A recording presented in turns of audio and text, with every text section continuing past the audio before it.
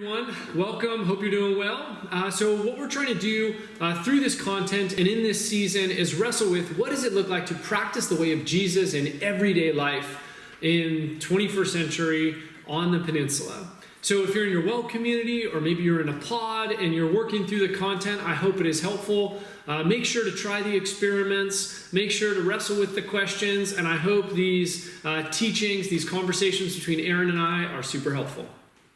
All right, so we're here talking about, living in the way of Jesus, patterning our lives after him. I wanted to take a few moments talking about money, possessions, generosity, stewardship.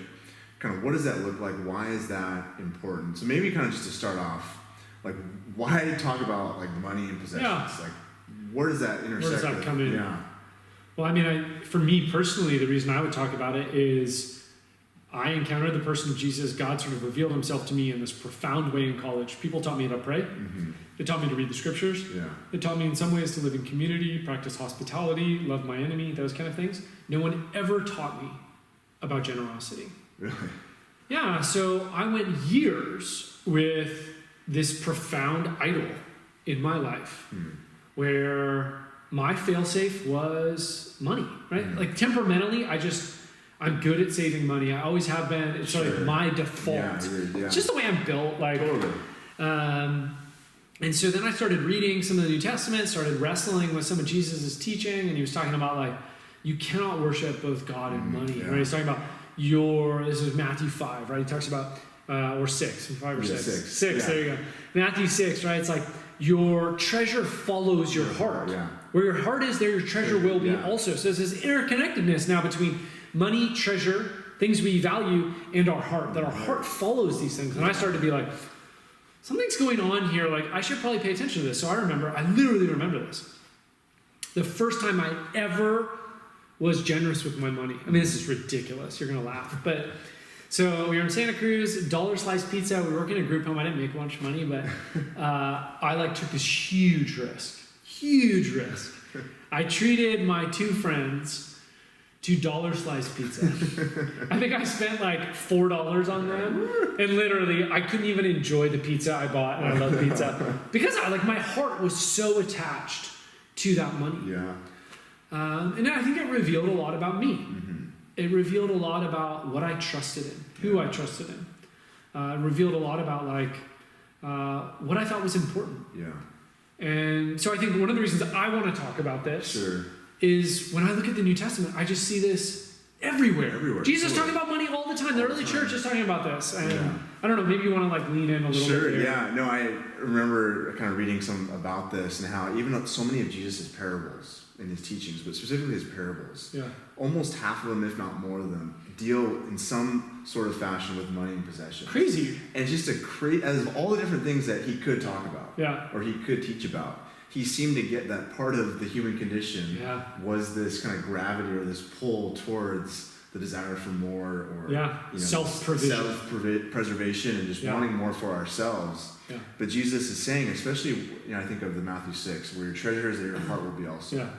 That sort of the freedom or the way out of this is to not have our possessions have us or have our money have us, but that as we express the generosity that we've experienced from the Father in and through Jesus, that we become the kinds of people that are more shaped into Jesus' image as we practice generosity, as we practice stewardship. That's good, right? Because it's this chapter 6, right? It's like, don't worship money, right? God or money. Then it's heart follows treasure. Then, therefore, do not worry. Do not worry, exactly. Right? But seek first the kingdom. Yeah. It's like, maybe there's something there. Our anxiety and worry is sort of, it actually goes down as we trust in God, seek first the kingdom, and actually are generous with what we have. Yeah, totally. Yeah, I think there's an inverse relationship, if you will. Yeah. The more that we kind of trust our possessions and our resources and the material, if you will, there's an increase also of anxiety and worry and a decrease in our actual ability to trust in God. And so there's this inverse that's happening. Wow. But what Jesus, I think, is offering and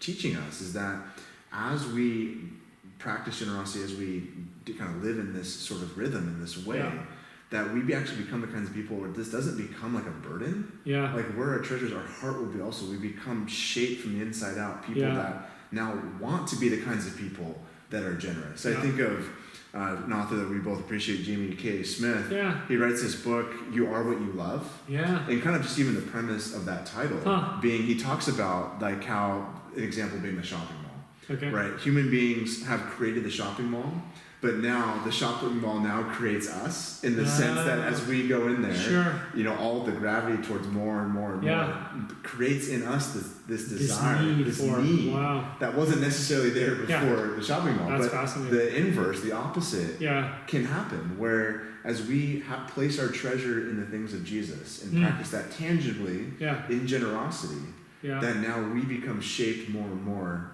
in a lot of ways into the generous God that we worship and serve. That's cool. And there's just, I just really appreciate that. There's this profound relationship there.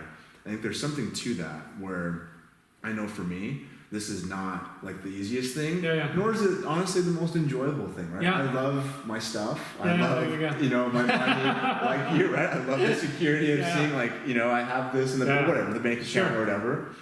Yeah, but we're not advocating like, you know, this is where I would say like, it bothers me that everyone thinks they are not called to give away all their possessions. Like, I do think some people are. Sure. But it's also true that most of us are not called into giving away everything and going into debt. Yeah. Right? Like, that is not, this sort of American bent towards debt is also not, like, encouraged. No, it's good because it's not, we're not saying, like, you know, you have to be, like, super poor and just live, like, this crazy ultra minimalist life that's not healthy. There's nothing wrong with saving. There's nothing wrong with having a few wisdom. Cool things. Exactly. There's nothing wrong with any of that. It goes back to the posture of our heart.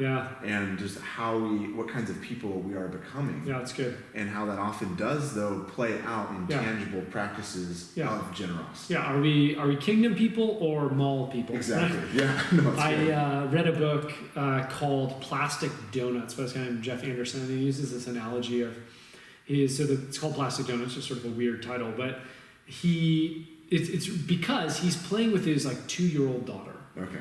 And she loves this little kitchenette set they have. And his daughter goes up to him and they're playing and she hands him this plastic donut. It's like, oh, share with me. Right? It's this actually this beautiful offering of like, here you go. Yeah, right? Totally. And then his like 10-year-old boy comes up and is like, here, Dad, have a plastic donut. And it's not the same. It's not the same, it's different. Right? And he's like, so he gives these 4 principles. And the first one is this, like the amount matters. Like when we're generous, this isn't like a checkmark thing, right? This is, you have a beautiful offering. Yeah. Right? This is part of our worship. So when it comes to generosity, money, these kind of things, like the amount matters. What we give matters. 2, he says this, you determine the amount. Right? So you get to, when you look at like from Old through New Testament, there's generally this push towards generosity. How much that is, there isn't a cap at the top. Sure, and so it's like you get to determine it. Totally. You know, for some person, this is the widow's mite, right? She gives what she has. For the ultra wealthy person, like 10% might be too little. Totally, so you determine an amount. You give according to your ability, right? So we all have a different amount. You determine the amount matters. You determine the amount. You give according to your ability, and it's all about the heart. That's his 4th one. Right, that in the end, this is about our worship of God.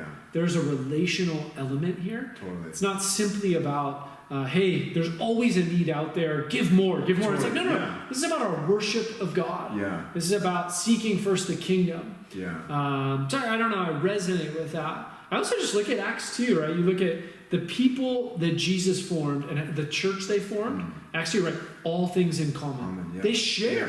They're radically sharing, totally. Right? Which flows out of the ministry and teaching of Jesus. It also presumes, I think the way Jesus looked at the world was that, you know, this is Psalm 24, the earth is the Lord's. Right? This is James 1, like God, the Father, is the giver of good gifts. Right? And so it's this sort of sense of trust in God's provision, that God's the owner of all things, that we can trust him. And I think generosity flows from there. Totally. Ultimately, it's this trust posture. It's not a checklist. Yeah, totally. That's good, because I think it's really important that as we're talking about this isn't like, you know, a check the box sort of thing, like I have to kind of, you know, idea, but that it's a response. It's the worship, right, of the God that we worship, who is generous. You know, Paul, I think, really highlights this when he's writing to the Corinthians, 2 Corinthians 8 and 9. It's this kind of one of this kind of climactic moment in the letter where he's talking about the generosity and how that has been a response to the grace that they have seen in their own lives from God, and that the gifts that they are going to give, that Paul's encouraging them through, have been a response to the grace, and how which is essential to like Christian ethics. Exactly. Yes. That like our behavior flows from a place of thanksgiving, not earning. Right? A place of grace, not like accomplishment. Yeah. I think that's super important, because I think that's what Paul highlights, with what all of Scripture is highlighting, is our posture and our response, and which, especially when we're talking about generosity, is just that. It's a response to the generosity and the grace of God that we have experienced, and we begin to live out of that as a response to the goodness of God. When I think of Acts 2, I also think of, they share all things in common. Most of that's actually not money, probably. It's a lot of stuff. And I think that's one of the invitations too of like the disciple of Jesus. Like, what do you have? Right. So you have bank accounts, likely, but you also have stuff. And there's needs in the world. Like, I wonder if some of those things you have could be shared. Right. That's the picture of the church. Like sharing. Some people share fields. Most of us probably don't have an extra house or a field, but we have stuff. And what does it look like to be stewards of that? Right. This is not just stewarding our talents and our time, but also our possessions. How can we share those things to the benefit of the church and the community?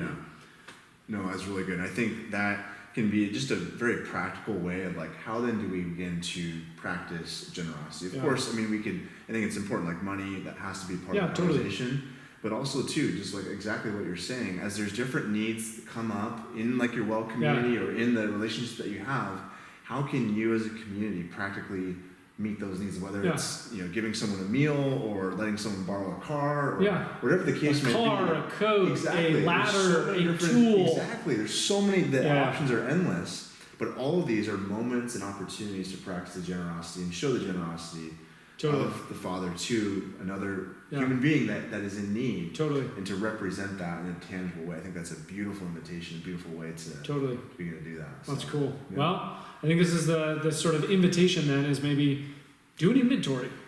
Like, what do you have that God could use to meet needs in this community, in your well community, on your block, in your workplace? And then maybe even having a little sort of even worship, devotion space to say, all right, God, here's my bank account. Here's my credit card statement. God, is this like a celebration in heaven? Or is this like, maybe I should make some tweaks, But like connecting our giving with our worship. Connecting our actions externally with our sort of listening to the Spirit's leading and saying, all right, God, where are you leading me? How do I submit deeper and deeper into your kingdom? How do I really seek you first? Not simply just as a cool saying in Matthew 6, but like, no, like this is legit. This has traction. This is real. So Wellspring, check it out. Try and be generous. See how God is leading. See how this goes. Cool. There we go. Awesome.